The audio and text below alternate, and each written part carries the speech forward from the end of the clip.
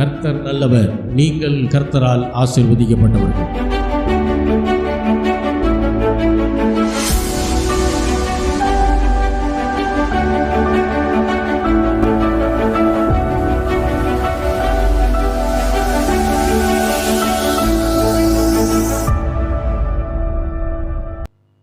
கர்த்தருடைய வார்த்தைக்கு நாம் திரும்புவோம். எதை பார்க்கிலும் மேலானது கர்த்தருடைய வார்த்தை. எத்தனை பேர் ஆமேன்னு சொல்ல முடியும்? அல்லேலூயா. ஏன் அப்படி சொல்கிறோன்னா, ஆதியிலிருந்து என்ன இருந்துச்சா? யாருடைய வார்த்தை அது? ஏன்னா ஆதியிலே வார்த்தை இருந்தது. அந்த வார்த்தை தேவனிடத்தில் இருந்தது. அடுத்து அந்த வார்த்தை தான் தேவனாகவே இருந்தது. அப்போது கர்த்தருடைய வார்த்தை தான் ஆதியிலிருந்து இருக்குது. நம்மளால் சில விஷயம் யோசித்து பார்க்கவே முடியாது. இந்த வானம் இல்லாமல், இந்த பூமி இல்லாமல் உங்களால் யோசிக்க முடியுமா? முடியாது. என்னாலே முடியாது. அதுதான் நமக்கு அவருக்குள்ள வித்தியாசம். அவர் அதெல்லாம் உண்டாவதற்கு முன்பாகவே இருக்கிறார். ஆதியிலே வார்த்தையாக இருந்தார். யார்? ஆண்டவராகிய இயேசு கிறிஸ்து. அந்த வார்த்தை தேவனிடத்திலே இருந்தது. யார் இருந்தது? ஆண்டவராகிய இயேசு கிறிஸ்து பிதா கிட்ட இருந்தார். அந்த வார்த்தை தான் தேவனாகவே இருந்தது. இயேசு கிறிஸ்து வேறு யாரும் இல்லை, அவரும் தேவன் தான். அந்த வார்த்தை மாம்சமாகி தான் என்ன செஞ்சிச்சு? இந்த பூமிக்கு இயேசு கிறிஸ்துவாக அவர் வந்தார். இதெல்லாம் யோவான் 1 அதிகாரத்தில் நீங்கள் எல்லாம் பார்க்க முடியும். இந்த தேவனுடைய வார்த்தை தான் சகலத்தையும் படைத்தது. தேவனுடைய வார்த்தை தான் சகலத்தையும் தாங்குகிறது. தேவனுடைய வார்த்தை தான் சகலத்தையும் மாற்றுகிறது. ஆமென். ஆகையினாலே தேவனுடைய வார்த்தைன்ற இடத்துல ஊழியக்காரர் பேரை போட்டுறாதீங்க, உங்கள் ஜெபத்தை போட்டுறாதீங்க. தேவனுடைய வார்த்தை தான் சகலத்தையும் தாங்கும். ஊழியக்காரர் இல்லை, தேவனுடைய வார்த்தை தான் சகலத்தையும் படைத்தது. உங்கள் ஜெபம் இல்லை, தேவனுடைய வார்த்தை தான் சகலத்தையும் மாற்றுகிறது, உங்களுடைய செயல் அல்ல. அல்லேலூயா. இந்த உணர்வோடு இருக்க வேண்டியது மிக மிக அவசியம். தேவனுடைய வார்த்தைக்கு மிஞ்சின ஒரு விஷயம் இந்த உலகத்தில் இல்லை என்பதுதான் நிதர்சனமான உண்மை. அதுக்கு மிஞ்சினது எதுவும் கிடையாது. இது சிலருக்கு நம்ப முடியாமல் இருக்கலாம், ஆனால் அது உண்மை. நம்மளால் நம்ப முடியலன்றதுக்காக சத்தியம் இல்லாமல் போகாது. அல்லேலூயா.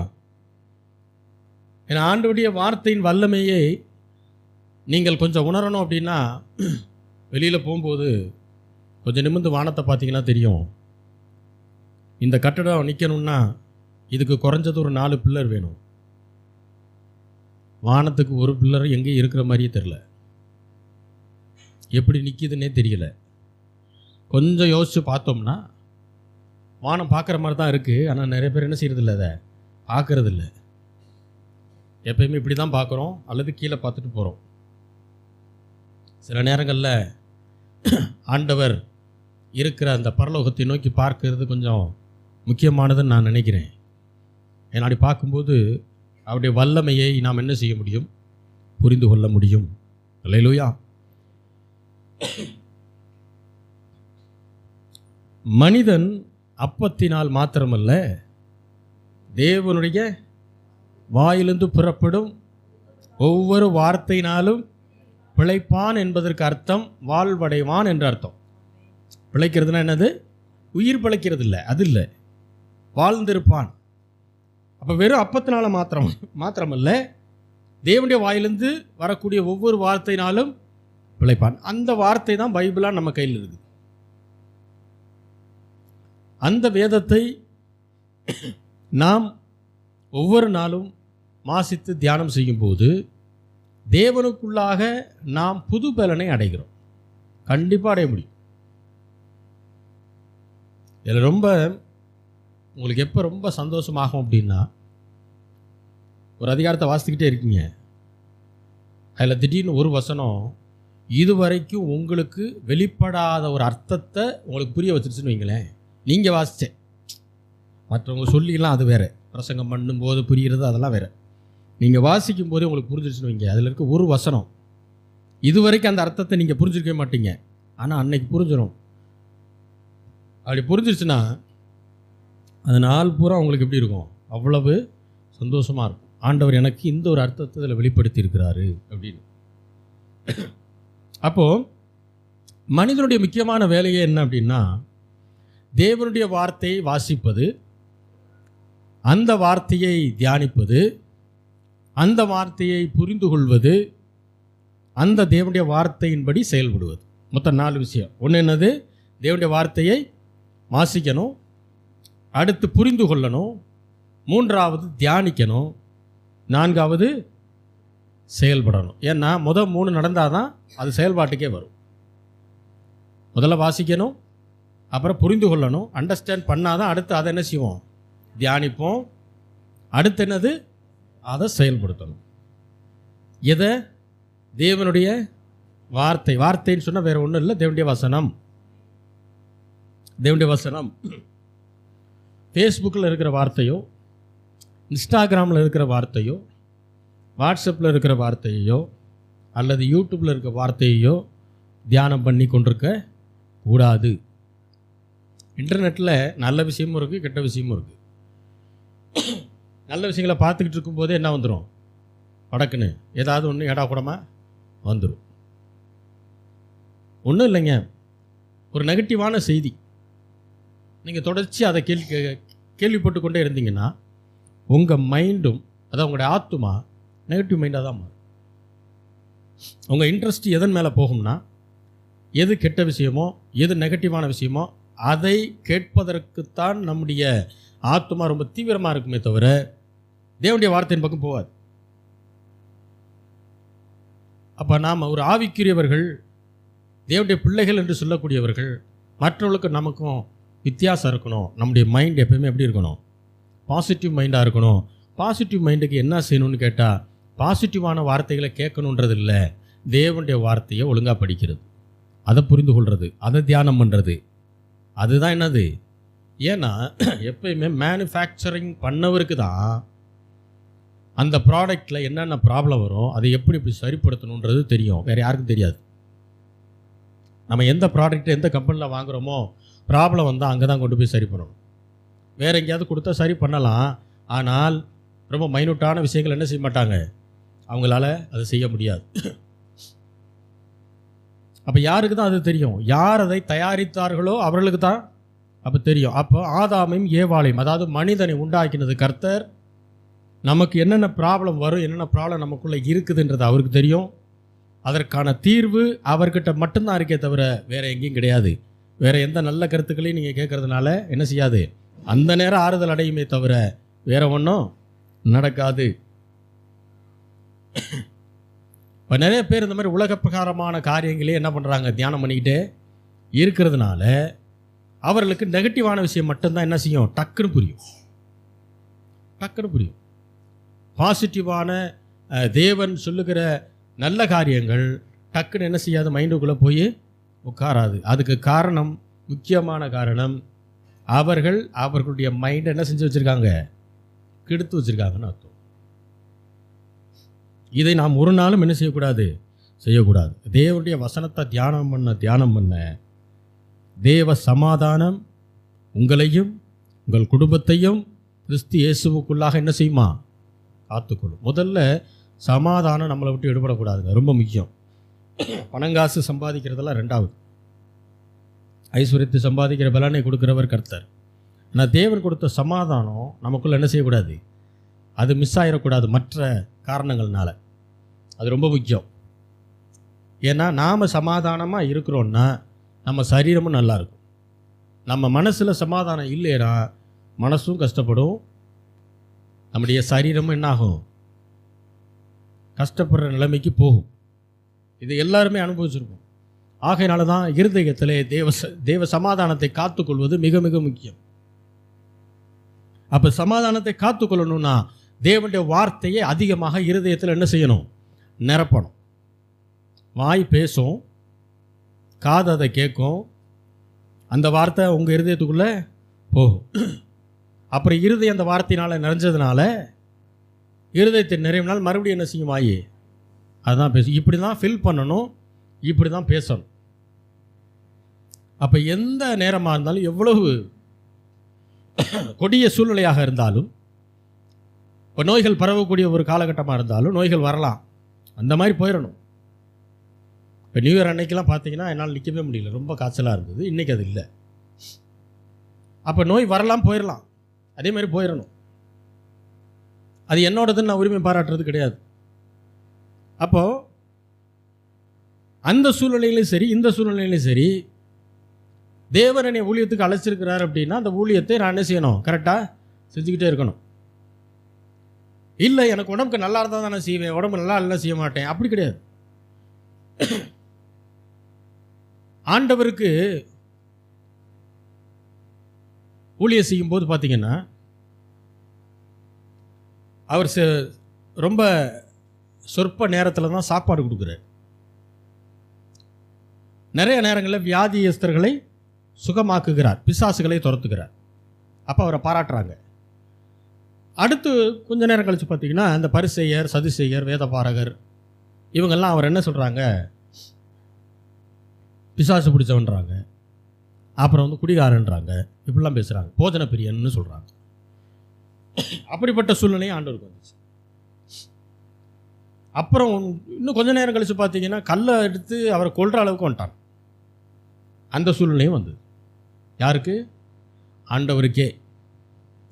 அப்போ நீங்கள் நல்லா என்னது? அவருக்கே அந்த சூழ்நிலை, நமக்கு அந்த மாதிரி சூழ்நிலைகள் வரலாம். அதனால் சூழ்நிலையை மீது கண்ணை வைத்து கொண்டு சூழ்நிலை எனக்கு இப்படி ஆயிடுச்சு, அப்படி ஆயிடுச்சு.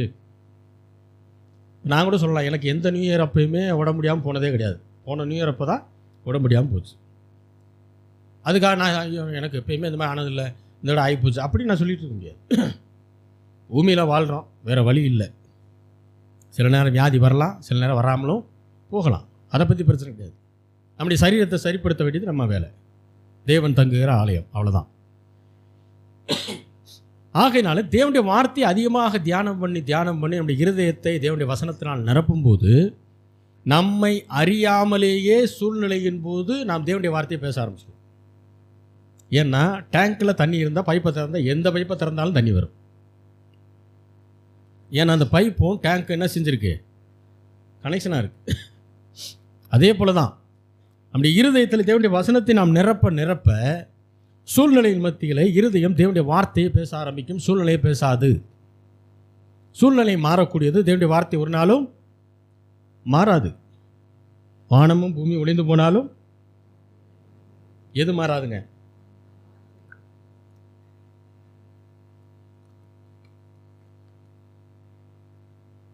தேவனுடைய வார்த்தை ஒரு நாளும் மாறாது, அழியாது, ஒளிந்து போகாது. ஆண்டவர் ஆபிரகாமை அழைத்த போது அவருக்கு வயது 75 அல்ல 70. இதை எல்லா வேத பண்டிதர்களும் ஒத்துக்கிறாங்க. ஏன் அப்படின்னா அவர் ஊர் என்கிற தேசத்திலிருந்து முதல்ல புறப்பட்டு வர்றார். புறப்பட்டு வந்து ஆரான் என்கிற தேசத்தில் தங்குறார். அதுக்கப்புறம் அங்கிருந்து கிளம்பி கானானுக்கு போகிறார். கானானுக்குள்ளே போனதுக்கப்புறம் தான் அவருக்கு வயசு என்னதுங்க? 75.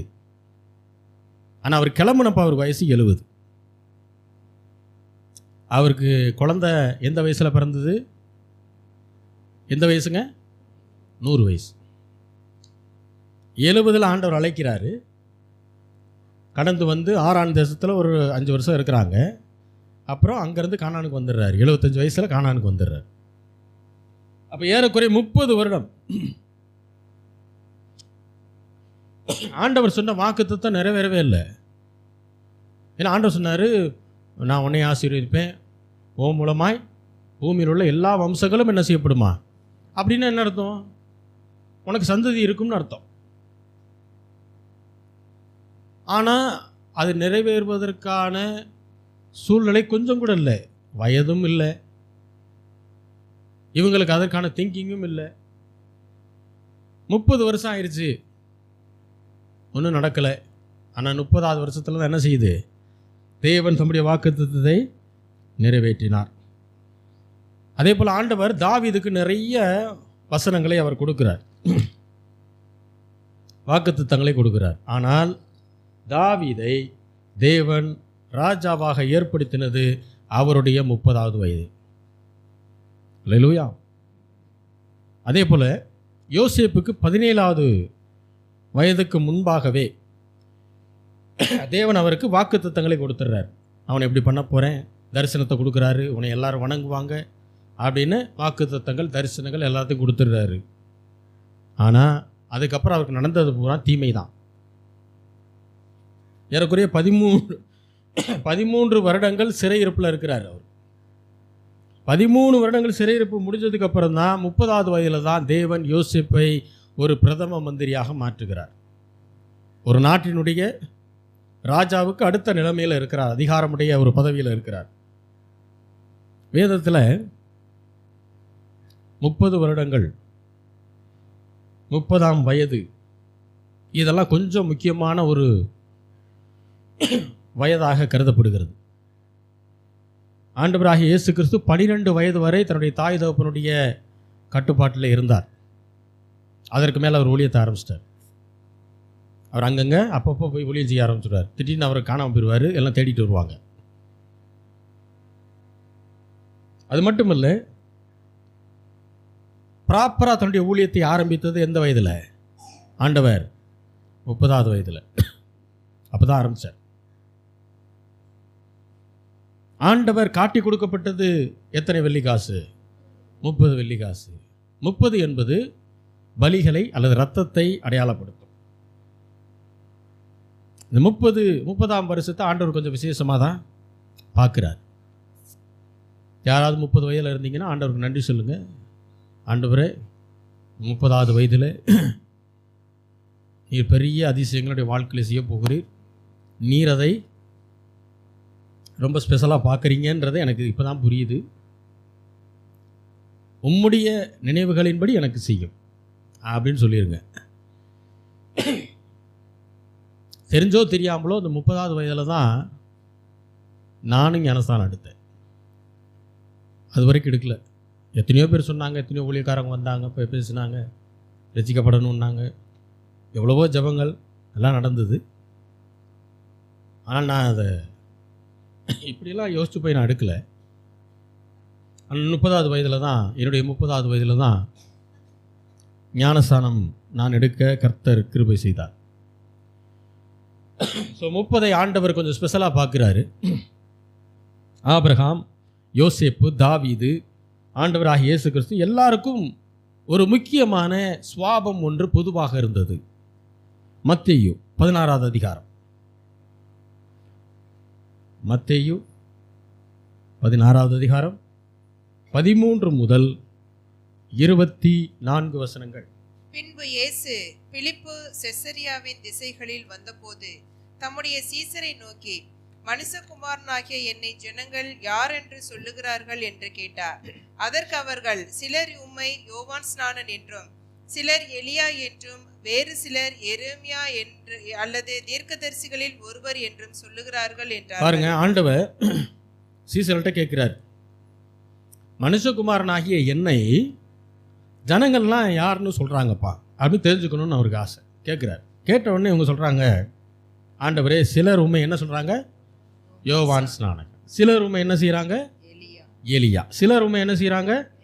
எரேமியா. எலியா எரேமியான்னு சொல்லிட்டா கூட பரவாயில்லைங்க, ஏன்னா அவங்கெல்லாம் ரொம்ப வருஷத்துக்கு முன்னாடி வாழ்ந்தவங்க. யோவான் ஸ்நானன் எப்போ வாழ்ந்தார்? இயேசு கிறிஸ்து பிறந்த கொஞ்சம் மாதத்துக்கு முன்னாடி தான் அவர் பிறக்கிறார் இல்லையா? அப்போ அவரையும் இவங்கெல்லாம் பார்த்துருப்பாங்க. அப்போ இயேசு கிறிஸ்துவை யோவான் ஸ்நானன் சொல்கிறான்னா அவன் எவ்வளவு யோசிக்க முடியாத ஒரு ஆளாக இருப்பான்னு பாருங்க. ஏன்னா 2 தனி நபர்களாக அவங்க உலாவுறதை பார்க்குறாங்க. யோவான் ஸ்நானன் இறந்துடுறாரு, அவரை கொலை பண்ணிடுறாங்க. இப்போ இயேசு கிறிஸ்துவ என்ன சொல்கிறாங்க? யோவான் ஸ்நானன் தான் இவர் அப்படின்னு. சரி, அடுத்து ஆண்டவர் என்ன கேட்குறாரு பாருங்க. அப்பொழுது அவர், நீங்கள் என்னை யார் என்று சொல்லுகிறீர்கள் என்று கேட்டார். சீமோன் பேதுரு பிரதியுத்தரமாக, நீ ஜீவனுள்ள தேவனுடைய குமாரனாகிய கிறிஸ்து என்றான். பாருங்க, இப்போ ஆண்டவர் கேட்குறாரு, அவங்க சொல்கிறது ஓகே, நீங்கள்லாம் என்ன என்னன்னு சொல்கிறீங்க அப்படின்னு கேட்ட உடனே சீசர்கள் எத்தனை பேர்? 12 பேர். 12 பேர்த்தில் 11 பேர் ஒன்றும் ஒரு பதிலும் சொல்லலை. யார் தான் சொன்னது? யாருங்க? சீமோன் பேதுரு. பேதுரு. பலர் அவர் என்ன சொல்லுவாங்கன்னா, அவர் முந்திரி கொட்டை, எல்லாத்துலேயும் முந்தி முந்தி பேசுவார்னு. அவர் முந்திரி கொட்டைலாம் கிடையாது. அவருக்கு ஊழியத்தின் மீது இருந்த ஆர்வம், ஆண்டவர் மீது இருந்த ஆர்வம், கேட்ட உடனே ரெஸ்பான்ஸ் டக், அது தப்பு ரைட்டோ அடிச்சிடுவார். அதனால தான் சில நேரம் பாராட்டு வாங்குவார், சில நேரம் ஏதாவது தப்பாக சொல்லி திட்டு வாங்குவார். ஆனால் எதுக்கு சங்கடப்பட மாட்டார், ஊழியத்தின் மீதான ஆர்வம். அப்போ அவர் சொல்கிறார், நீர் ஜீவனுள்ள தேவனுடைய குமாரனாகிய. இதுக்கு ஆண்டவர் என்ன சொல்கிறார் பாருங்க.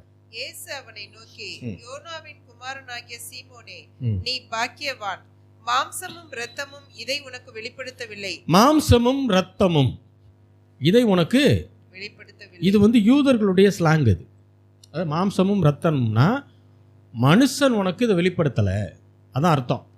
எந்த மனுஷனும் உனக்கு இதை வெளிப்படுத்தலை. வாசிங்க. பரலோகத்தில் இருக்கிற என் பிதா இதை உனக்கு வெளிப்படுத்தினார். பரலோகத்தில் இருக்கிற என் பிதா என்ன சொல்றாரு?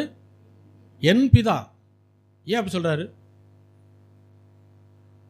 பரலோகத்தில் இருக்கிற பிதான்னு சொல்லியிருக்கலாம். ஏன் அப்படி சொல்றாரு?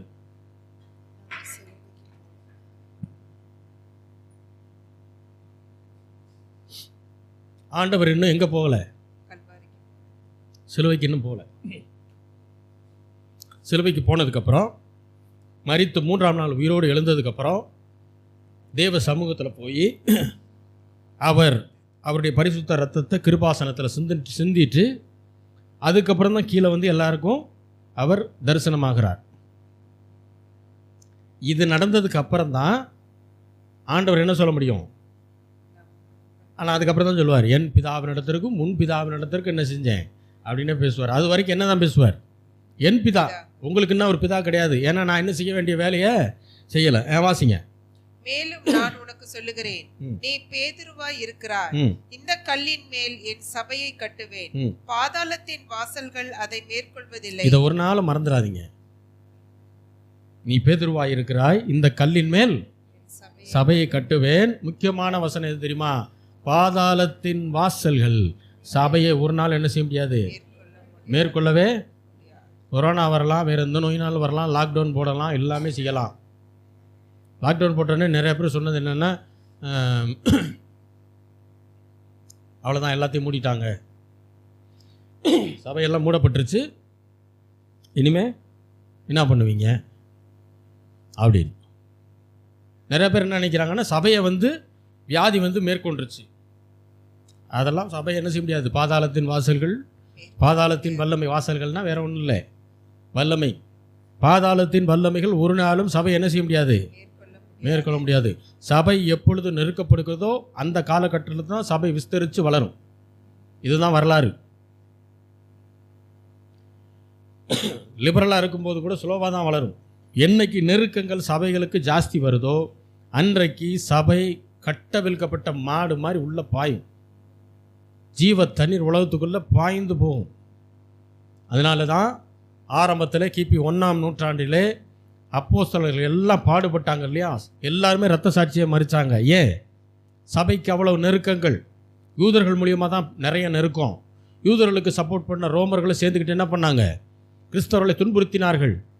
விளைவு சுவிசேஷம் ஐரோப்பாவில் மட்டுமல்ல, ஆசியாவுக்கும் வர தொடங்கினது. அதனால் ஊழியம், சுவிசேஷம், சபை என்பது ஆண்டவருடைய பிஸ்னஸ். அதை செய்ய ஆரம்பிக்கிறவரும் ஆண்டவர் தான், அதை செய்து முடிக்கிறவரும் ஆண்டவர் தான். அது விளையாட்டு காரியம் கிடையாது. யாரும் அங்கே போய் விளையாண்டுக்கிட்டு இருக்க முடியாது. அதுக்கு விரோதமாக பேசிட்டு நல்ல மாதிரியெல்லாம் நம்ம இருந்துட முடியாது. தேவன் அதை கொஞ்சம் வைராக்கியமாக தான் பார்ப்பார். ஆகையினால தான் நான் சொல்லுவேன், யாருக்கு விரோதமாகவும் என்ன செய்யாதீங்க, பேசாதீங்க. நான் கடந்த வாரம் சொல்லும்போது தான் சொன்னேன், எந்த ஊழியத்துக்கு விரோதமாக, ஊழியக்காரருக்கு விரோதமாக என்ன செய்ய வேண்டியதில்லை, பேச வேண்டியதில்லை. நமக்கு சில விஷயம் புரியாமல் இருக்கலாம், அவங்க செஞ்சது கரெக்டாக கூட இருக்கலாம், நமக்கு சில விஷயம் புரியாமல் இருந்திருக்கலாம். எது எப்படியோ தேவன் அதனதின் காலத்திலே அதனதனை காரியங்களை வெளிப்படுத்துவார். அல்லேலூயா. அல்லேலூயா. மற்றவர்களை நியாயம் தீர்ப்பது நம்முடைய வேலை இல்லை. அப்போ மாம்சமும் இரத்தமும் இதை உனக்கு வெளிப்படுத்தலை, மாறாக பரலோகத்தில் இருக்கிற பிதா உனக்கு வெளிப்படுத்தினார். மட்டுமில்ல, பாதாளத்தின் வாசல்கள் சபை என்ன செய்ய முடியாது, மேற்கொள்ள முடியாது. அடுத்து ஒன்று சொல்றாரு பாருங்க. அடுத்து வாசிங்க. பரலோக ராஜ்யத்தின் திறவுகோல்களை நான் உனக்கு தருவேன். பூலோகத்திலே நீ கட்டுகிறது எதுவோ அது பரலோகத்திலும் கட்டப்பட்டிருக்கும். பூலோகத்திலே நீ கட்டவிழ்ப்பது எதுவோ அது பரலோகத்திலும் கட்டவிழ்க்கப்பட்டிருக்கும். ஆண்டவர் சொல்றாரு, பேதுரு ஒரு ரெப்ரசன்டேட்டிவ் தான். நிறைய பேர் என்ன நினைக்கிறாங்கன்னா, கிறிஸ்தவத்தில் ஒரு கூட்டம் என்ன நினைக்கிறதுன்னா, ஆண்டவர் பேதுருக்கிட்ட தான் அதை கொடுத்தாருன்னு, சாவியை கொண்டு வந்து, பரலோகத்தினுடைய சாவியை கொண்டு வந்து பேதுரு. அது கிடையாது. பேதுரு ஒரு ரெப்ரசன்டேட்டிவ், மனிதனுடைய ரெப்ரசன்டேட்டிவாக, ஒரு சபையினுடைய ரெப்ரசன்டேட்டிவாக தான் அங்கே ஆண்டவர் சொல்கிறாரு. என்ன சொல்கிறாரு? பரலோக ராஜ்யத்தின் திறவுகோள்களை, பரலோக ராஜ்யத்தினுடைய சாவியை நான் என்ன செய்வேன், உனக்கு தருவேன். ஏன்? பூலோகத்தில் எதை கட்டுகிறாயோ அது பரலோகத்திலும் கட்டப்பட்டிருக்கும். பூலோகத்தில் எதை கட்டவிழ்க்கிறாயோ அது பரலோகத்திலும். சரி, இப்போ இந்த சாவி யார்கிட்ட தரேன்றாரு? மனுஷன்ட்ட தரேங்கிறார். நம்ம எல்லாம் மனுஷங்க, ஆவிக்குரிய ஆண்டவரை ஏற்றுக்கொண்ட பிள்ளைகள். அப்போ இந்த சாவி யார்கிட்ட ஆண்டவர் தரேன்றாரு? நம்மக்கிட்ட கொடுக்குறேங்கிறார். அவர் சொன்னால் மாற மாட்டார், அவர் செய்கிறார். இப்போ அவர் சொல்கிறது என்னன்னா, பூமியில் எதை கட்டுக்கிறியோ அது பரலோகத்தில் கட்டப்பட்டிருக்கும். பூமியில் எதை கட்டவிழ்க்கிறியோ அது பரலோகத்திலும் கட்டவிழ்க்கப்பட்டிருக்கும். இப்போ என் கேள்வி என்னன்னா, பரலோகத்தில் எதுக்கு கட்டணும், எதுக்கு கட்டவிழ்க்கணும்? இது நம்ம வேலையா?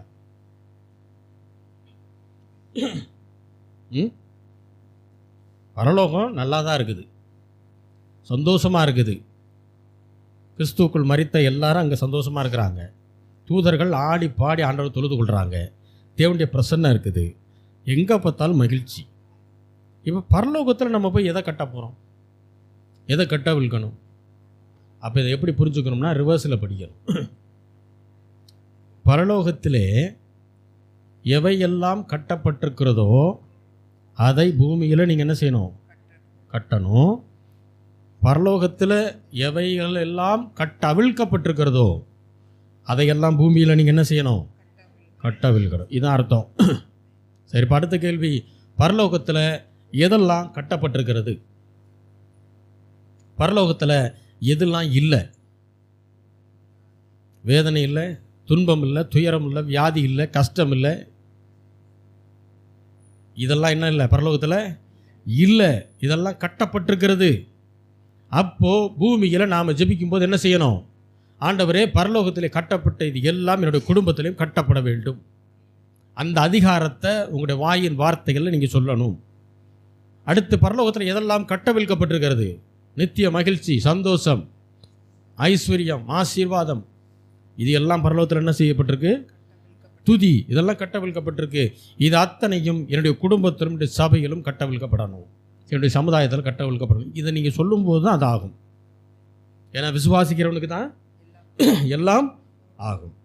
அடுத்து வாசிங்க.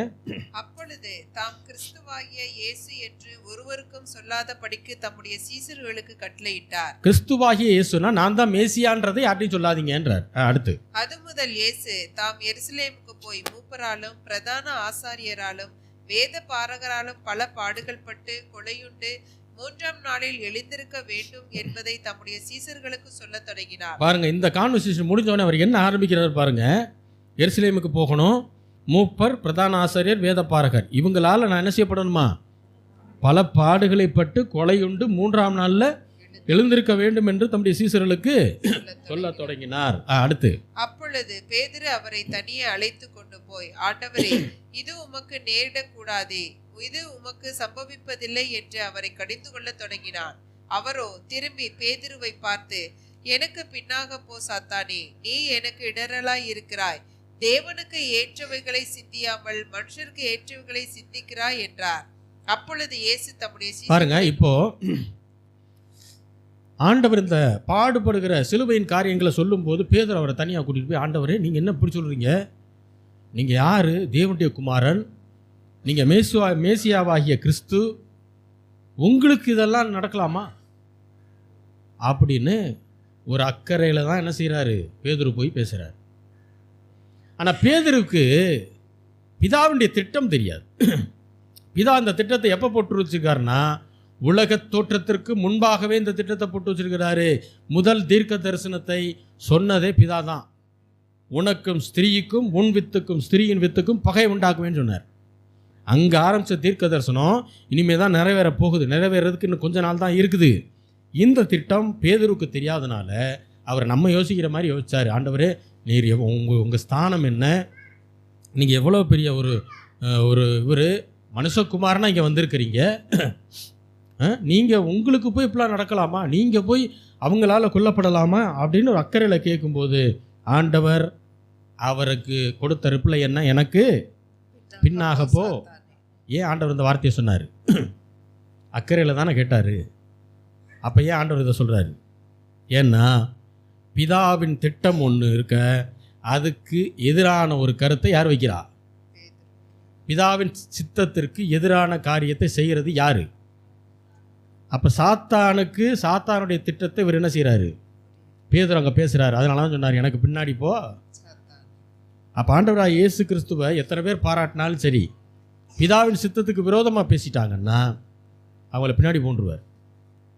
அல்லேலூயா. அடுத்து வாசிங்க. அடுத்து ரொம்ப முக்கியமான ஒரு பகுதி. அப்பொழுது இயேசு தம்முடைய சீஷர்களை நோக்கி, ஒருவன் என்னை பின்பற்றி வர விரும்பினால் அவன் தன்னைத்தானே வெறுத்து சிலுவையை எடுத்துக்கொண்டு என்னை பின்பற்ற கடவன். தன் ஜீவனை ரட்சிக்க விரும்புகிறவன் அதை இழந்து போவான். என் நிமித்தமாக தன் ஜீவனை இழந்து போகிறவன் அதை கண்டடைவான். மனுஷன் உலகம் முழுவதையும் ஆதாயப்படுத்திக் கொண்டாலும் தன் ஜீவனை நஷ்டப்படுத்தினால் அவனுக்கு லாபம் என்ன? மனுஷன் தன் ஜீவனுக்கு ஈடாக எண்ணத்தை கொடுப்பான்.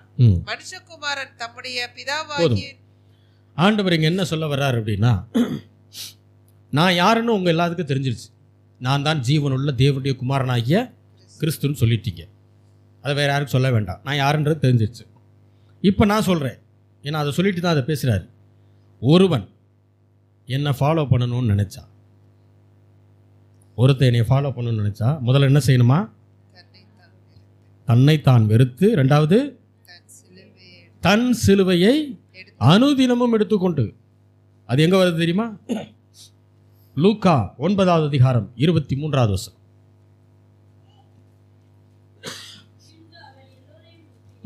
ஒருவன் என்னை பின்பற்றி வர விரும்பினால் அவன் தன்னைத்தான் வெறுத்து தன் சிலுவையை அனுதினமும் எடுத்துக்கொண்டு என்னை பின்பற்ற கடவான். தன்னைத்தான் வெறுக்கணுமா? தன் சிலுவையை அனுதினமும் எடுத்துக்கொண்டு. இதை இங்கே விட்டுருப்பாங்க. வேதத்தில் 30 வயதில் யாருக்கெல்லாம் வாக்குத்தத்தங்கள் நிறைவேறினதோ அவர்கள் எல்லாரும் இந்த சுவாபத்தை கொண்டிருந்தார்கள். எந்த சுவாபம்? தன்னைத்தான் வெறுத்து தன் சிலுவையை அனுதினமும் எடுத்து கொண்டவர்களாய், அந்த சுவாபத்தை உடையவர்களாய் இருந்தார்கள். இதுதான் கிறிஸ்தவ வாழ்க்கையினுடைய அடிப்படையான காரியம். ஏன் கிபி 1ஆம் நூற்றாண்டில் அப்போஸ்தலர்கள் எல்லாம் இரத்த சாட்சியாக மறிச்சாங்கன்னா, மறுதளிக்கிறியா சாகரியா? இதுதான் அவங்களுக்கு முன்னாடி வைக்கப்பட்ட கேள்வி. அவங்க சொன்னாங்க, மறுதளிக்கலாம் முடியாது, இயேசு தான் ஆண்டவர் சொல்லி எல்லாம் இரத்த சாட்சியை செத்தாங்க. அவங்க நினச்சிருந்தா வாழ்கிறதுக்கு உண்டான வேலையை செஞ்சுருக்கலாம். மறுதளிச்சுட்டு ஆண்டவர்கிட்ட போய் மன்னிப்பு கேட்டிருக்கலாம். மன்னிச்சிருப்பாரா இல்லையா? மன்னிச்சிருப்பார், செஞ்சுருக்கலாம். அவங்க அதெல்லாம் செய்யலை. அவங்க ஆண்டவருக்கு சாட்சியாக நின்னாங்க, இரத்த சாட்சியாக மறிச்சாங்க. அதனால் ஆண்டவர் சொல்கிறாரு, தன் ஜீவனை ஆதாயப்படுத்தி கொள்ளுகிறவன் அதை இழந்து போவான். தன் ஜீவனை இலக்கா விரும்புகிறவன் தான் அதை என்ன செய்வான்? ஆதாயப்படுத்தி கொள்வான். அப்போ பரலோகம் நம்மை பார்க்கும்போது எப்படி பார்க்கும்னா, ஆவி, ஆத்துமா, சரீரமாக பார்க்கும். இப்போ இதில் தன்னைத்தானே வெறுக்கிறது அப்படின்னு வருது இல்லையா? எதில் தன்னைத்தானே வெறுக்கணும்? ஆவியிலையா, ஆத்துமாவிலையா, சரீரத்திலையா?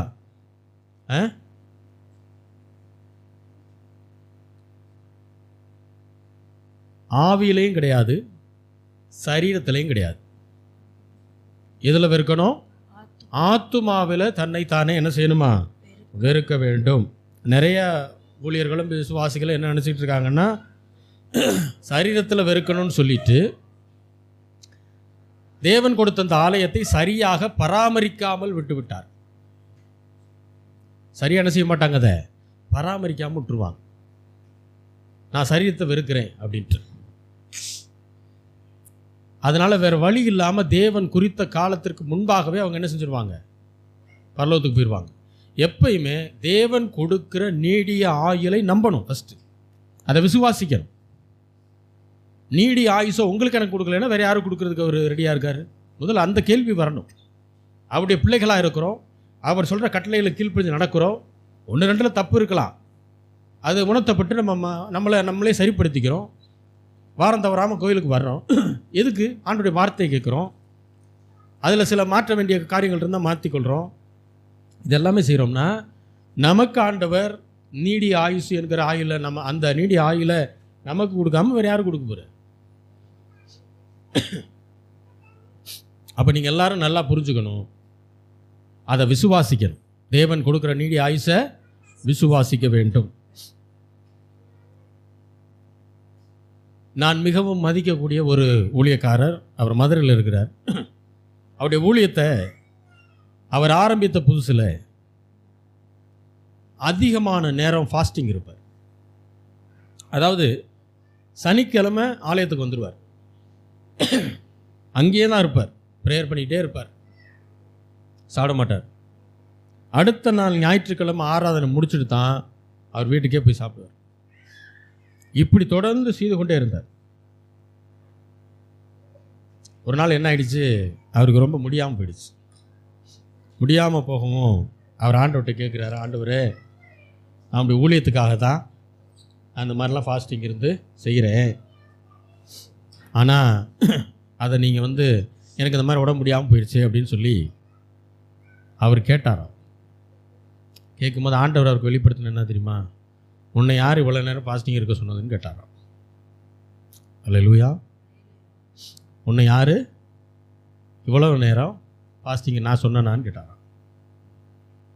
அப்போ அவருக்கு ஒரே திகைப்பு, என்னடா அது அப்படின்னு. நான் உனக்கு கொடுத்த சரீரத்தை என்ன செய்ய, ஒழுங்காக பராமரிக்கணும், பாதுகாக்கணும். ஃபாஸ்டிங் இருக்கக்கூடாதுன்னு ஆண்டு சொல்லலை, இவ்வளவு நேரம் உன்னைய ஃபாஸ்டிங் இருக்க சொன்னேனா. ஆண்டுடைய கேள்வியை நல்லா புரிஞ்சுக்கணும்.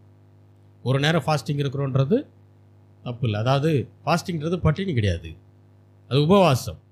அதாவது எனக்கு சாப்பாட்டை விட நீங்கள் தான் ஆண்டவரை முக்கியம்னு சொல்லி அவர் சமூகத்தில் போய் உட்காரணும், அதுக்கு பேர் தான் உபவாசம், ஃபாஸ்டிங். சாப்பிடாமல் எங்கேயாவது போய் எதையாவது வேலை செஞ்சுக்கிட்டு இருக்கிறது இல்லை, அது பட்டினியாக இருக்குது, அது ஃபாஸ்டிங் கிடையாது. அதில் ஃபாஸ்டிங் இருக்கிறீங்கன்னா நீங்கள் தேவனுடைய சமூகத்தில் உட்காரணும். அதனால தான் நான் பெரும்பாலும் ஞாயிற்றுக்கிழமை காலைகளில் நாம் என்ன செஞ்சிடறது, இடப்பட்ட நேரங்களில் எப்போயாவது எடுப்பேன். ஆனால் ஞாயிற்றுக்கிழமை காலையில் கண்டிப்பாக நான் சாப்பிடவே மாட்டேன். ஏன்னா நேரம் எங்கே தான் வருவோம், நம்ம தேவ சமூகத்தில் தான் உட்காருவோம். ஆட்டோமேட்டிக்காக அது நடக்கும். அல்லேலூயா. அப்போ தேவன் கொடுத்த சரீரத்தை சரியாக முறையாக பாதுகாக்க வேண்டியது நம்முடைய கடவுள். இப்போ தன் சிலுவையை எடுத்துக்கொண்டு, அப்போ தன்னைத்தானே வெறுத்துனா ஆத்துமாவிலே வெறுக்கணும். ஆவி ரசிக்கப்பட்டது, பரிசுத்த ஆவியானவரோடு இணைக்கப்படுது, அதை வெறுக்க வேண்டியதில்லை. சரீரம் தேவன் தங்குகிற ஆலயம், சரீரத்தை என்ன செய்யணும், கீழ்ப்படுத்தணுமே தவிர சரீரத்தை வெறுக்கக்கூடாது. நிறைய பேர் என்ன சொல்கிறாங்கன்னா, இயேசுவை போல பாடுபடணும் பிரதர் அப்படின்றாங்க. நான் சொல்கிறேன், இயேசுவை போல பாடுபடவே முடியாது. ஏன்னா அவரை போல பாடுபடுறதுக்கு எந்த மனுஷனாலையும் முடியாது, அது ரொம்ப கஷ்டம். ரெண்டாவது, இந்த வசனங்களை அவர் சொல்லும்போது அவரே இன்னும் பாடுகளுக்குள்ளே போகலை, அவரே இன்னும் சிலுவைக்குள்ளே போகலை. அப்புறம் எப்படி அவரை போல பாடுபடுங்கன்னு எப்படி இந்த வசனத்துடைய அர்த்தத்தை நீங்கள் எடுக்க முடியும்? தேவன் அதை சொல்லலை. எதை குறிப்பிடுகிறார், அதை பற்றி தான் நாம் தியானிக்கிறோம். நீர் ஜீவனுள்ள தேவனுடைய குமாரனாகிய கிறிஸ்து, இது அவருடைய ஸ்டேட்டஸ், அவருடைய ஸ்தானம். ஆனாலும் அவர் மூப்பராலும் பிரதான ஆசாரியராலும் வேத பாரகராலும் பல பாடுகளை படப்போகிறார். அவருடைய ஸ்தானம் என்ன? மனிதனுக்கு மேலான ஸ்தானம். ஆனால் அவர் என்ன செய்ய போகிறாரு, சில பாடுகளை இந்த மனிதர்கள்னால பட போகிறார்.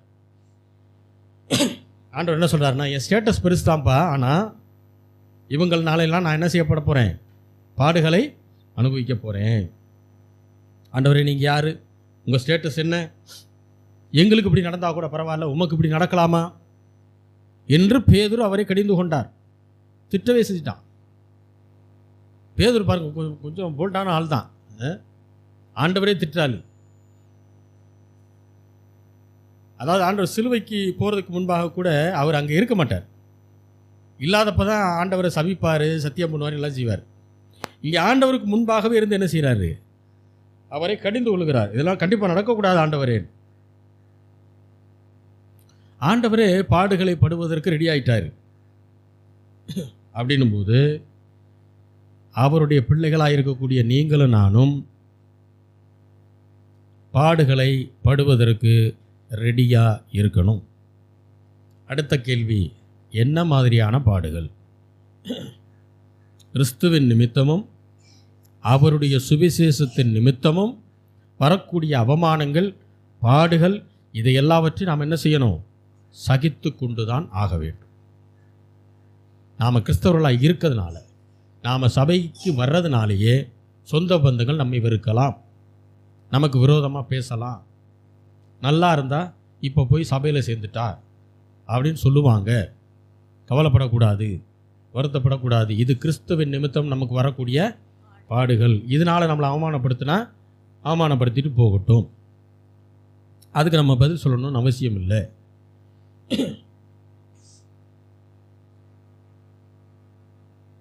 ஏன்னா எப்பயுமே தேவனுடைய சித்தத்தின்படி நாம் பாடுகளை படும்போது அது தவறு கிடையாது. ஆண்டவராய் இயேசு கிறிஸ்து அதான் செஞ்சார். பிதாவுடைய சித்தத்தின்படி அவர் என்ன செய்தார்? பாடுகளை பட்டார். அவருக்கே நடக்குதுன்னா நமக்கும் அது நடக்கலாம். நாளைக்கு சபைக்கு ஒரு நெருக்கம் வரும்போது, ஊழியத்துக்கு ஒரு நெருக்கம் வரும்போது, கிறிஸ்தவர்களுக்கு ஒரு நெருக்கம் வரும்போது சோர்ந்து போய் உட்காந்துடக்கூடாது. அல்லது நான் ரொம்ப டெக்னிக்கலாக நான் யோசிக்கிறேன், அதெல்லாம் கிடையாது. கிறிஸ்துவுக்காக வைராக்கியமாய் சாட்சியாக நிற்க தெரியும். மிஞ்சி போனால் என்ன செய்வ? கொண்டுருவியா? கொண்டுக்க, அப்படி நிற்க தெரியும். ஏன்னா கிறிஸ்துவுக்காக படுகிற பாடுகள், அல்லேலூயா, நம்முடைய தவறுகள் நிமித்தம் பாடுகள் படக்கூடாது. அதை ஆண்டவர் சொல்லலை. இதில் நாம் தெளிவாக இருக்கணும். தேவ சித்தத்தின்படி வரக்கூடிய பாடுகளை நாம் நிராகரிக்கக்கூடாது. இந்த அடிப்படையில் தான் சொன்னார், தன் ஜீவனை ரட்சிக்க விரும்புகிறவன் அதை இழந்து போவான், இழக்க விரும்புகிறவன் அதை ஆதாயப்படுத்திக் கொள்வான். இந்த அடிப்படையில் தான் அந்த வசனத்தை ஆண்டவர் சொல்கிறார். அப்போ நமக்கு தேவன் கொடுத்திருக்கிற ஸ்தானத்தை வச்சிருக்கிறதுனால நான் கிறிஸ்துவுக்காக பாடுபட மாட்டேன் என்று சொல்வது தவறு. ஆண்டவர் நமக்கு ஒரு ஸ்தானத்தை வச்சிருக்கிறார். அவருடைய பிள்ளை சபையில் உங்களுக்கு ஒரு ஸ்தானம், விசுவாசிகள், எனக்கு ஊழியக்காரர், இப்படி ஒரு ஸ்தானங்கள் இருக்கு இல்லையா? நான் இந்த ஸ்தானத்தில் இருக்கிறதுனாலே நான் கிறிஸ்துவுக்காக வரக்கூடிய பாடுகளை நான் படமாட்டேன்னு சொல்கிறது தப்பு. பிதா இயேசுவுக்கு என்ன பாதையை வைத்திருந்தாரோ அந்த பாதையில் ஆண்டவராகிய இயேசு கிறிஸ்து நடந்தார். அதுக்கு பேர் தான் சிலுவை. அல்லேலூயா. சில நேரம் அதான் சொன்னேன் இல்லையா, ஆண்டவருடைய ஊழியத்தை சில நேரம் நோய்கள் தீருது, பேய் ஓடுது. சில நேரம் பரிசேயர் சதுசேயர்லாம் இவரை சோதிக்க வர்றாங்க. சில நேரம் இவரை பிசாசு பிடிச்சவன்னு சொல்கிறாங்க, இவரை குடியாரன்னு சொல்கிறாங்க, போஜன பிரியன்றாங்க. சூழ்நிலைகள் மாறிக்கிட்டே இருக்குது பாருங்க. ஆண்டவர் பிதா கிட்ட போய், ஆண்டவர் பிதாவே எனக்கு ஏன் இப்படி நடக்குது அப்படின்னு கேட்கல. இதை போல தான் நாமளும் இருக்க வேண்டும். அதை தேவன் விரும்புகிறார். மத்தேயு 16வது அதிகாரம் 24, 25, 26 வசனங்கள் வாசிக்கலாம். இயேசு தம்முடைய சீசர்களை நோக்கி, ஒருவன் என் பின்னே வர விரும்பினால் அவன் தன்னைத்தான் வெறுத்து தன் சிலுவையை எடுத்துக்கொண்டு என்னை பின்பற்ற கடவான். தன் ஜீவனை ரட்சிக்க விரும்புகிறவன் அதை இழந்து போவான். என் நிமித்தமாக தன் ஜீவனை இழந்து போகிறவன் அதை கண்டடைவான். மனுஷன் உலகம் முழுவதையும் ஆதாயப்படுத்தி கொண்டாலும் தன் ஜீவனை நஷ்டப்படுத்தினால் அவனுக்கு லாபம் என்ன?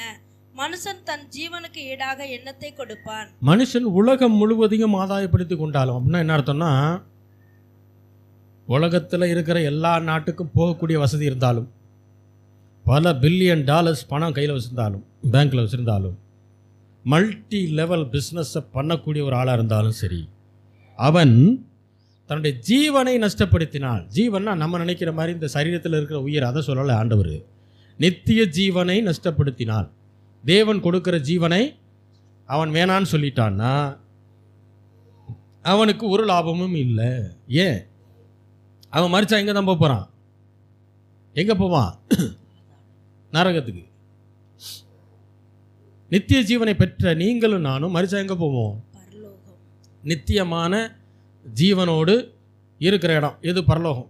நித்தியமான மரணம் இருக்கக்கூடிய இடம் நரகம். அப்போ ஆண்டவரை ஏற்றுக்கொள்ளாதன்னு போராட நரகம், ஆண்டவரை ஏற்றுக்கொண்டு அவருக்கு சாட்சியை வாழ்கிற பிள்ளைகள் மரித்தால் போகக்கூடிய இடம் பரலோகம். அதான் சொல்கிறாரு, நீ உலகம் முழுவதையும் ஆதாயப்படுத்தி உலகமே உன்னோட தான் இருந்தாலும் உன்னுடைய ஜீவனை நஷ்டப்படுத்திட்டினா உனக்கு லாபம் கிடையாது. நீ உன் ஜீவனுக்கு ஈடாக என்னத்தை கொடுப்ப? அதில் தான் ஐஸ்வர்யவான் மரித்து நரகத்துக்கு போகும்போது அவன் ஆபிரகாமை பார்த்து சொல்கிறான், எனக்கு ரொம்ப தண்ணி தாகமாக இருக்குது, கொஞ்சம் தண்ணி கொடுங்க, லாசர்கிட்ட கையில் நினச்சி விரலில் நினச்சி கொடுங்கங்கிறான். அப்புறம் என்ன சொல்கிறான், லாசர்வையாவது திரும்ப பூமிக்கு அனுப்பிச்சு என் சகோதரர்கள் இங்கே வராமல் இருக்கணும், அதனால் போய் சுவிசேஷத்தை அறிவிக்கிறதுக்கு லாசர்வை அனுப்பி விடுங்க. என்னென்னமோ சொல்லி பார்க்குறான். எதுவுமே எனக்கு ஆண்டவர் சொல்லிட்டேன், ஒன்ஸ் இங்கே வந்துட்டீங்கன்னா அவ்வளோதான், அவன் சாப்டர் க்ளோஸ். அவர்களுக்கு மோசே இருக்கிறாங்க, பழைய ஏற்பாடு இருக்குது, அதை படிச்சுக்கிட்டுட்டார் ஆண்டவர். இதை தான் ஆண்டவர் சொல்கிறார், உலகம் முழுவதையும் ஆதாயப்படுத்தினாலும் தன் ஜீவனை நஷ்டப்படுத்தினால் அவனுக்கு லாபம் என்ன? மனுஷன் தன் ஜீவனுக்கு ஈடாக எண்ணத்தை கொடுப்பார். இப்போ இயேசு கிறிஸ்து, இங்கே பிரச்சனை என்னென்னா, இயேசு கிறிஸ்து பிதாவுடைய ஒரே குமாரன். பிதா இவருக்கு முன்னாடி பாடுகளை வைக்கிறார். இப்போ இயேசு கிறிஸ்து என் மேலே பாவம் சுமத்தப்பட்டா, மக்கள் என் முகத்தில் எச்சில் துப்புனா, ஜனங்க என்னை அடித்தா, பார்க்குற மற்றவங்க என்னை என்ன நினைப்பாங்க அப்படின்னு என்ன செய்யலை, அவர் கேட்கவில்லை. பிதா என்ன வழியை வைத்திருந்தாரோ அந்த வழிகளிலே ஆண்டவராகிய இயேசு கிறிஸ்து விசுவாசத்தோடு நடந்தார். ஏன் அவருக்குள்ள நித்திய ஜீவன் பிரகாசிக்குது அப்படின்னா, அவர் பிதாவின் விருப்பத்திற்கு ஏற்ப தன்னுடைய ஜீவனை இழக்க தயாராக இருந்தார். பிதாவுடைய விருப்பத்திற்கு ஏற்ப தன் ஜீவனை இழப்பதற்கு அவர் தயாராக இருந்தார். யாராவது உங்களுக்கு விரோதமாக இதை போன்ற பாடுகளைத்தான் நாம் செய்யணும், இதை போன்ற பாடுகளை தான் நாம் சகித்துக்கொள்ள வேண்டும் என்று ஆண்டவர் சொல்கிறார். தரித்திரத்தினால் வரக்கூடிய பிரச்சனையோ, வியாதியினால் வரக்கூடிய பிரச்சனையோ, பாவ சாப கட்டுக்களினால் வரக்கூடிய பிரச்சனையோ அதை நாம் சகித்துக்கொள்ளணும்னு சொல்லலை. அதெல்லாம் நம்ம விரட்டணும்.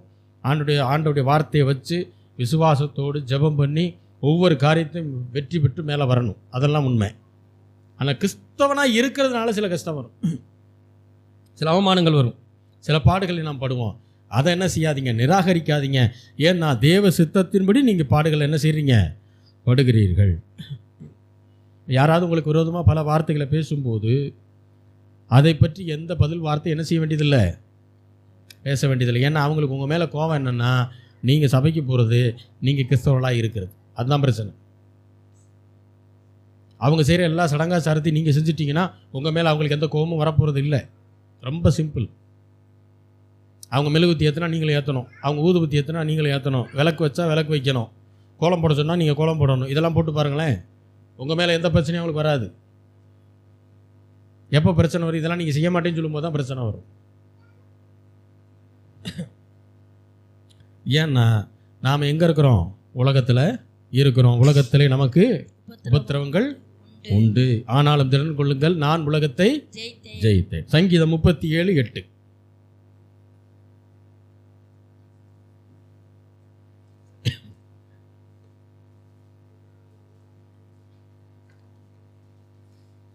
கோபத்தை நெகிழ்ந்து உக்கிரத்தை விட்டுவிடு, பொல்லாப்பு செய்ய ஏதுவான எரிச்சல் உனக்கு வேண்டாம். கோபத்தை நெகிழ்ந்து உக்கிரத்தை விட்டுவிடு. ஏதாவது புரியுதா? கோபம்ன்றது புரியுது, நெகிழ்ந்துன்னா உக்கிரம்னா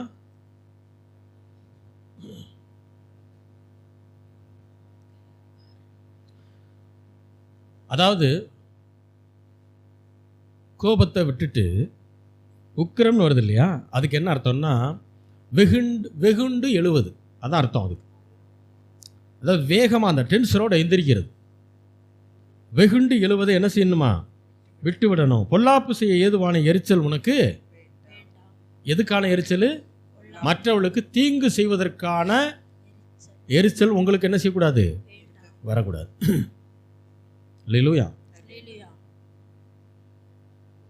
பதிலுக்கு பதில் செய்கிறதுன்னா என்ன தெரியுமா, நேற்று தான் நினைக்கிறேன் ஒரு சின்ன வீடியோ பார்த்தேன். கேரளாவில் நடந்தது, நியூஸில் கூட வந்துச்சான்னு தெரியல. கூட்டுறதுல 2 பேருக்கு சண்டை. வீட்டு முன்னாடி கூட்டுறாங்க. இந்த அம்மா விளக்கு மாற்ற வச்சு கூட்டுது. அங்கிட்டிருந்து ஒரு ஆள் வந்து அவர் விளக்கு மாற்ற வச்சு இங்கிட்டு கூட்டுறாரு. இந்த அம்மா அங்கிட்டிருந்து அங்கிட்டு தள்ளுது. அவர் அங்கிட்டிருந்து இங்கிட்டு தள்ள. கடைசியில் தள்ளி பார்த்து அவன் தள்ளவும் இந்த அம்மா 2 சாத்து விளக்கு மாற்ற வச்சு அந்தால 2 சாத்து. அவர் விடலை, அவரும் என்ன செய்யறாரு, 2 சாத்துறாரு. அந்த அம்மா கீழே விழுந்து அப்புறம் அந்த அம்மாவுக்கு 2 பேர் சப்போர்ட்டாக வந்து அனைமே நியூஸில் வந்திருக்குன்னு நினைக்கிறேன். இது என்னது? இது பொல்லாப்பு செய்ய ஏதுவான எரிச்சல். கூட்டி முறத்தில் அள்ளி கொண்டு அங்கிட்டு போட்டால் முடிஞ்சு போச்சு.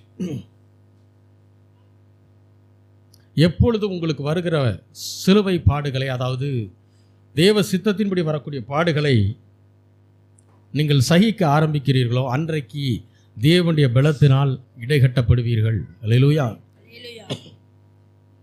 9வது வசனம் அதிலே சங்கீதம் 37:9. பொல்லாதவர்கள் பொல்லாதவர்கள்னா யாரு? பொல்லாப்பு செய்ய நினைக்கிறவர்கள், பொல்லாப்பு செய்கிறவர்கள், அவங்களுக்கு பேர் தான் அது. அப்போ தீமையை மற்றவர்களுக்கு செய்யணும்னு நினைக்கிறவங்க எப்படி போயிடுவாங்களாம்? அவங்களால ரொம்ப நாளைக்கு நினச்சிருக்க முடியாது. திடீர்னு ஹார்ட் அட்டாக் வந்துடும், திடீர்னு கிட்னி ஃபெயிலியர் ஆயிரும், திடீர்னு லங்ஸில் எல்லாம் கட்டிக்கிட்டு என்ன ஆயிரும், போயிடுவாங்க. ஏன்? அவர்கள் யாரு? பொல்லாப்பு செய்கிறவர்கள். அடுத்து வாசிங்க. கர்த்தருக்கு காத்திருக்கிறவர்களோ பூமியை சுதந்தரித்துக் கொள்வார்கள். கர்த்தருக்கு காத்திருக்கிறவர்களோ பூமியை சுதந்தரித்துக் கொள்வார்கள். சாந்த குணமுள்ளவர்கள் பூமியை சுதந்தரித்துக் கொள்வார்கள். அப்ப ஆண்டவருக்காக யாரெல்லாம் காத்திருக்கிறார்களோ, காத்திருப்பதுன்னா ஆண்டவர் எப்போ வருவார்னு வெயிட் பண்றார், அதை சொல்லல. தேவ சமூகத்திலே உட்கார்ந்திருப்பவர்கள், வசனத்தை தியானித்துக் கொண்டிருப்பவர்கள், தேவனோடு பேசி கொண்டிருப்பவர்கள், இவங்களுக்கு பேர் தான் அது கர்த்தருக்கு காத்திருக்கிறவர்கள் பூமியில என்ன செய்வார்களா? பூமியை சுதந்தரித்துக் கொள்வார்கள். அப்படின்னா என்ன அர்த்தம்னா, அவங்க நிறைய என்ன செய்வாங்க, அவங்களால சுதந்தரிக்க முடியும். அப்போ பதிலுக்கு பதில், அதாவது தேவ சித்தத்தின்படி வரக்கூடிய பாடுகளில் மற்றவர்கள் நம்மளை அவமானமாக பேசும்போது நாம் பதிலுக்கு பதில் செலுத்த வேண்டிய அவசியம் இல்லை. அதுக்கு பதிலாக என்ன செய்யணும்? கர்த்தருடைய சமூகத்தில் போய் உட்காந்து தேவ சமூகத்தில் ஜெபிக்கும்போது தேவ சமாதானம் முதல்ல நமக்குள்ளே வந்துடும். சமாதானம் வந்துட்டா நம்ம யார் மேலே என்ன செய்ய மாட்டோம், டென்ஷன் ஆகவே மாட்டோம். ஆனால் ஒன்று நல்லா தெரிஞ்சுக்கங்க, தேவன் நமக்கான நீதியை சரி கட்டுகிறவர், அது மாறாது. அவர் அன்புள்ளவர் என்பது எவ்வளவு உண்மையோ அதே அளவுக்கு நீதி உள்ளவர். காயினுடைய 2 சைடு மாதிரி. அன்பானவர் தான், நீதியும் செய்வார். நமக்கான நீதியை அவர் சரி கட்டுவார். ஒன்று நமக்கு விரோதமாக பேசினவன் ரட்சிக்கப்படும், அல்லது சீக்கிரம் பூமியை விட்டு போகணும். 2த்துல ஏதோ ஒன்று நடக்கும். ரொம்ப நொடிச்சு போயிடுவான், அது நடக்கும். இதுக்கு நாம் ஒன்றுமே செய்ய வேண்டியதில்லை. நாம் ஆண்டோடைய சமூகத்தில் போய் உட்காந்து நம்முடைய பாரத்தை அவர்கிட்ட சொல்லிட்டு நாம் ஃப்ரீ ஆகிட்டு நம்ம வேலையை பார்த்துக்கிட்டே இருக்கோம். கர்த்தர் அவர்களை பார்த்து கொள்வார். அல்லேலூயா, அல்லேலூயா. நாம் பதில் சொல்லிட்டோம்னா கர்த்தரால் அங்கே வேலை செய்ய முடியாது. இது என்றைக்குமே மைண்டில் வச்சு. 1 சாமுவேல் 16வது அதிகாரம் 21வது வசனம். 1 சாமுவேல் 16:21. அப்படியே தாவீது சவுலிடத்தில் வந்து அவனுக்கு முன்பாக நின்றான். அவன் இவனை மிகவும் சிநேகித்தான். அவனுக்கு இவன் ஆயுததாரியானான். சவுல் ராஜா தாவீது அவருடைய படையிலே அவருக்கு என்ன செய்தார்? சவுலுக்கு முன்பாக நிற்கிறார். ஆனால் சவுலை விட தாவீது பெரிய ஆளானா இல்லை. ஏன்னா சவுல் தாங்க என்னது, ராஜாவாக இருக்கிறார். இன்னும் சொல்லணும்னா தாவீது சவுலினுடைய ஆயுததாரி ஆனார், படை தளபதி ஆனான். தளபதி படை தளபதியாக இருக்கிறவன் பெரிய ஆள் கிடையாது, ராஜா தான் பெரிய ஆள். அப்போ ராஜாவுக்கு பின்னாக இருக்கக்கூடிய பதவியில் இருந்தவன் தாவீது. ஒரு நாள் வந்துச்சு, ஆண்டவர் தாவீதை ராஜாவாக மாற்றினார். அப்போ சவுலுக்கு பின்னாடி உள்ள ஒரு போஸ்டிங்கில் இருந்தவன், சவுலை விட கம்மியான ஒரு போஸ்டிங்கில் இருந்தவனை ஆண்டவர் என்ன செய்கிறார்? பெரிய ராஜாவாக மாற்றினார். தாவீது ஆண்ட நாடுகள்லாம் ரொம்ப பெருசு. சவுலை காட்டிலும் அதிகமான நாடுகளை ஆண்டவர் தாவீது. யோசுவா பாருங்க, லேவி கோத்திரம் அல்ல. யோசுவா எந்த கோத்திரம் அல்ல? லேவி கோத்திரத்தில் இருக்கவங்க தான் ஆசாரிய ஊழியம் செய்ய முடியும். அதுதான் ஆண்டுடைய பிரமாணம். யோசுவா லேவி கோத்திரம் அல்ல. ஆனால் மோசேக்கு பின்பா, மோசேயுடைய படை தளபதியாக இருந்தவர் யோசுவா. ஆனால் மோசேக்கு பின்பதாக அந்த மிகப்பெரிய கனமான ஊழியத்தை தேவன் யார்கிட்ட கொடுத்தாரு? யோசுவா கையில் கொடுத்தாரு. அவர் லேவி கோத்திரம் கிடையாது, அவர் பெரிய ஊழியக்காரர் கிடையாது, அதெல்லாம் ஒன்றும் கிடையாது. அவருக்கு அந்த வேலையே கிடையாது. ஆனால் தேவன் அவரிடத்துல தான் அந்த பொறுப்பை கொடுத்தார். அல்லேலூயா. அல்லேலூயா. கிறிஸ்துவின் நிமித்தமோ சுவிசேஷத்தின் நிமித்தமோ வரக்கூடிய பாடுகளை ஒரு நாளும் என்ன செய்யாதீங்க? வெறுக்காதீங்க. அதை டிஃப்ரென்ஷியேட் பண்ண தெரியும் உங்களுக்கு. இந்த பாடு என்னுடைய தவறுனால வந்துருச்சா, அல்லது பாவ சாப கட்டுகள்னால வருதா, வியாதி பாடா, கருத்தர பிரச்சனையா, அல்லது கிறிஸ்துவின் நிமித்தமும் சுவிசேஷத்தின் நிமித்தம் வரக்கூடிய பாடா, இந்த டிஃபரன்ஷியேட் பண்ண தெரியணும். அதுக்கு தேவ சமூகத்தில் அதிக நேரம் இருக்கணும். வசனத்தினுடைய தெளிவு வெளிப்பாடு நமக்கு இருக்கும்போது தான் நம்மளால் அதை பிரிக்க முடியும். பிரிக்க முடியாததுனால தான் நிறைய பேர் என்ன பண்ணிட்டாங்க? எல்லா பாடுகளையும் சேர்த்து எல்லாத்தையும் சகிச்சுக்கிட்டாங்க. அது தவறு. ஆண்டவருடைய வார்த்தைக்கு நம்ம மரியாதை கொடுத்து வரக்கூடிய பாடுகளை, தேவ சித்தத்தின்படி வரக்கூடிய பாடுகளை ஏற்றுக்கொண்டு நாம் அதை கடந்து செல்வது தான் தன்னைத்தானே வெறுத்து தன் சிலுவையை அனுதினமும் எடுத்துக்கொண்டு என்பதற்கான அர்த்தம். அப்போ ஆண்டவருடைய வார்த்தைக்கு நாம் மரியாதை கொடுக்கும்போது, அதை செய்யும்போது கர்த்தருடைய ஆசீர்வாதம் நம்முடைய வாழ்க்கையில் பலிப்பதை நாம் கண்கூடாக பார்க்க முடியும். காரணம், கர்த்தர் நல்லவர், நீங்கள் கர்த்தரால் ஆசீர்வதிக்கப்பட்டவர்கள். நம்ம எல்லாரும் ஜெபிக்கலாம். எங்களை நேசிக்கிற நல்ல தகப்பனை, ஆண்டவராகிய இயேசு கிறிஸ்துவின் நாமத்தில் வருகிறோம். பிதாவே, நீர் பேசின வார்த்தைகளுக்காக நன்றி. கிறிஸ்துவின் நிமித்தமும் சுவிசேஷத்தின் நிமித்தமும் கிறிஸ்தவர்களாய் இருப்பது நிமித்தமும் வரக்கூடிய பாடுகளை, ஆண்டவரே, சோதனையை சகிக்கிற மனுஷன் பாக்கியவான் என்ற வசனத்தின்படி உம்முடைய பலத்தோடு அதை சகித்து நாங்கள் கடந்து செல்ல கர்த்தாவே கிருபை செய்வீராக. மேலும் மேலும் ஆசீர்வாதங்களை பெற்று அநேகருடைய கண்களுக்கு முன்பாக ராஜாக்களாக, ராஜாத்திகளாக, ஆசாரியர்களாக நாங்கள் இருக்கும்படி எங்களை நீ வைத்திருக்கிறீர். நாங்கள் தேவ பிள்ளை என்று மற்றவர்கள் சாட்சி சொல்லும்படி கர்த்தாவே உம்முடைய பலத்தினால் எங்களை இடைகட்டுங்க, அப்படி ஞானத்தினால் நிரப்புங்க. இப்படி வசனத்தின்படி நடக்க கிருபை செய்யுங்க. சோதனைகளை சகிக்க கர்த்தாவே நீ கிருபை பாராட்டுங்க. இயேசுவின் நாமத்தில் வேண்டிக் கொள்கிறோம் எங்கள் ஜீவனுள்ள நல்ல பிதாவே, ஆமேன்.